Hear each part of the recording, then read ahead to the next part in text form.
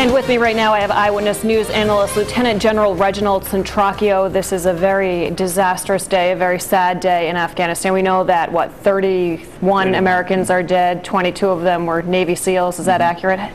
20 Navy SEAls, and the balance were either Air Force or Army personnel. How does something like this happen?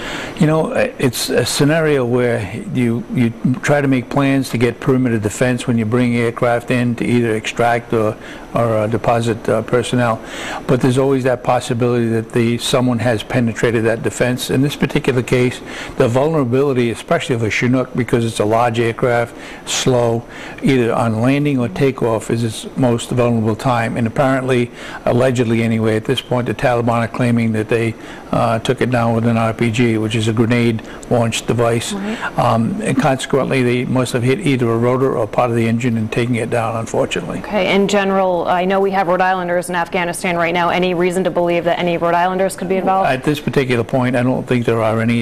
We have no reason to believe that would be the case. There were Navy SEALs. We don't have that kind of unit in Rhode Island. Some Army personnel. The kind of aircraft we have in Rhode Island are not Chinook. They're Black Hawk and other type. So we're not sure of exactly which state or which Army unit had the responsibility for the Chinook.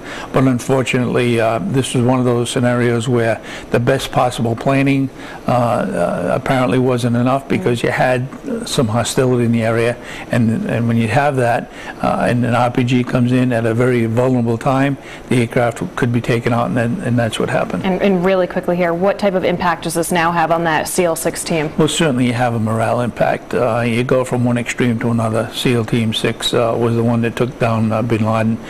These are not the same SEAL members, I'm understanding, but unfortunately you have the same family, and when something like this happens, there's a tremendous impact on morale.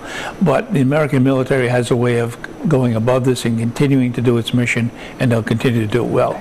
My feelings and prayers are certainly with the families and certainly the military members of this whole operation. Absolutely. Thank you, General.